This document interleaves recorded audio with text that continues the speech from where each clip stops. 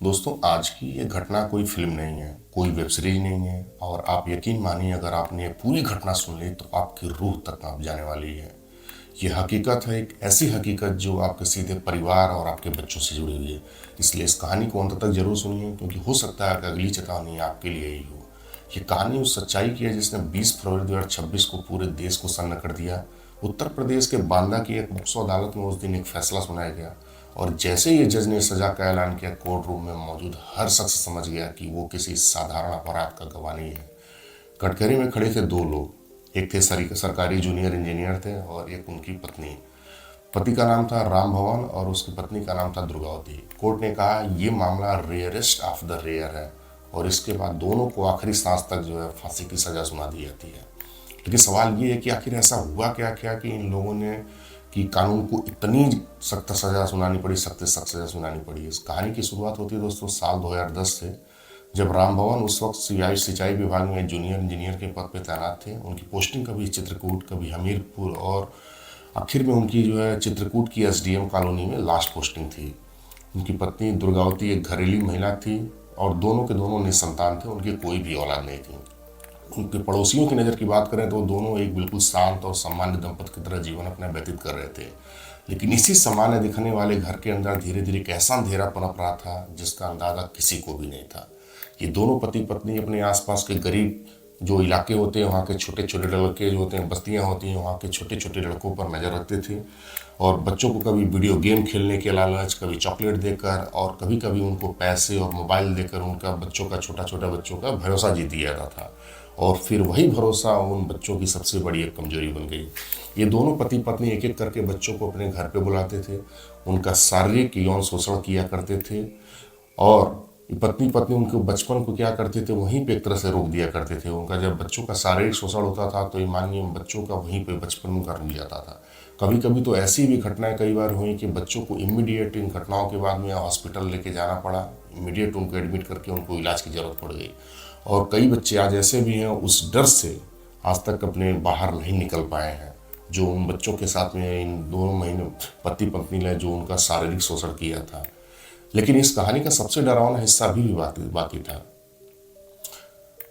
ये घटना जो बच्चों के साथ हुई, इस सब घटना को कैमरे में रिकॉर्ड किया जाता था। वो अपने घर पे क्या करते थे, वो अपना वीडियो कैमरा सारे मोबाइल डिवाइसेस लगा के रखते थे वहाँ पे, जहाँ पे mobile phone, webcam, laptop सब पहले से उनको तैयार रखा जाता था।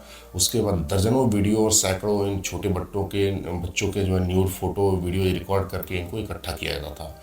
और ये फिर ये सारे वीडियोज और फोटो जो होते हैं इनको डार्क वेब इंक्रिप्टेड चैनल के द्वारा जो है बेचा जाने लगा। लगभग 47 देशों में जो है इनके नंगी फोटो वीडियोज बच्चों की वहाँ पे इन्होंने सेल किया डार्क वेब के जरिए। और इस गंदे कारोबार से लगभग इन्हें बहुत सारे पैसे, लाखों रुपए में इन्होंने कमाई की। अब इसमें पूरे खेल में दुर्गावती सिर्फ साथ नहीं थी, बल्कि उसकी पत्नी जो है वो कई मौक़ों पर गवाहों को डराने और समझाने का भी कोशिश करती थी, वो समझौता कराने का भी कोशिश किया करती थी। अब कहानी लेती है एक बड़ा मोड़ अक्टूबर 2020 में, जब इंटरपोल से भारत को सूचना मिलती है कि डार्क वेब पर बच्चों से जुड़ा एक आपत्तिजनक कंटेंट अपलोड हो रहा है और कुछ मोबाइल नंबर लगातार ट्रेस हो रहा है। तो वहाँ पे सूचना सीधे सीबीआई तक पहुँचती है। सीबीआई अक्टूबर 2020 में केस दर्ज होता है और 18 नवंबर को राम भवन गिरफ्तार होता है और दिसंबर में दुर्गावती भी पुलिस की नज़र पकड़ में आ जाती है। घर की तलाशी ली जाती है, तमाम डिवाइसेस जब्त होती हैं और घर से करीब 8 लाख रुपए के नकदी प्राप्त होते हैं।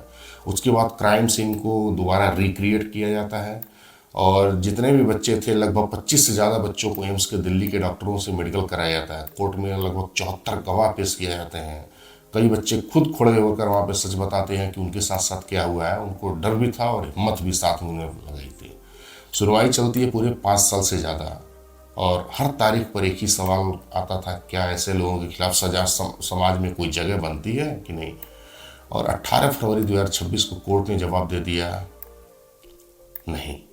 और 20 फरवरी 2026 को इन दोनों पति और पत्नी को एक सज़ा सुनाई दी गई, दोनों को फांसी की सज़ा सुनाई देती है। और पीड़ित बच्चे जितने भी थे उनको 10-10 लाख रुपए का मुआवजा मिलता है और घर से जो बरामद हुई रकम थी उन सारे बच्चों में बांटने का आदेश दिया जाता है। दोस्तों, ये कहानी सिर्फ एक फैसले पर ख़त्म नहीं होती है। कहानी हमें चेतावनी देती है, बताती है कि खतरा हमेशा बाहर से नहीं रहता है, कई बार तो भरोसे का चेहरा पहनकर हमारे सामने खड़ा होता है। न्याय हुआ है, लेकिन 33 मासूमों का खोया हुआ बचपन कभी वापस नहीं आ पाएगा। और शायद यही वजह है कि ऐसी कहानियां बताना जरूरी है कि कहीं न कहीं ऐसा ना हो कि अगला बच्चा आपका हो सके। आप इस फैसले के बारे में क्या सोचते हैं, कमेंट में जरूर बताइएगा। वीडियो पसंद आए तो लाइक करें, और ऐसे ही हमारे क्राइम स्टोरीज के लिए हमारे चैनल को सब्सक्राइब करना मत भूलिए, क्योंकि बच्चों की सुरक्षा हम सबकी जिम्मेदारी है।